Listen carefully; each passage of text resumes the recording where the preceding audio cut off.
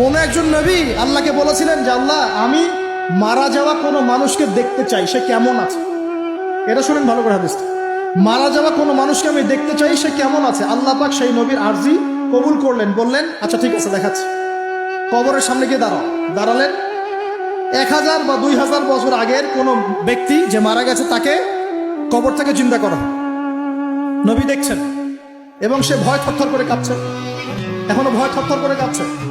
নবীজি আমাদের নবী নন, অন্য কোনো নবী, সেই নবী বলছেন যে তুমি ভয় কাঁপছো কেন, তুমি কত বছর আগে ইন্তেকাল করেছো, কি তোমার হালচাল বলো আমার। সেই ব্যক্তি বলছে আমি আজকে থেকে 1000 বা 1500 বছর আগে মারা গেছি, আমি ভয় কাঁপছি।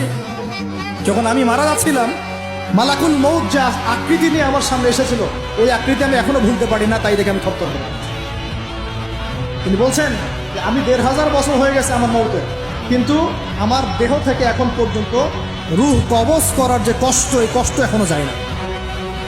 আর এই সব দুর্নীতি করে আর অন্যায় করে মানুষের সম্পদ আত্মসাৎ করে অন্যের উপর অত্যাচার করে আমি ভাবছি যে আমরা কালকে আমাদের মনে পার পেয়ে যাবো।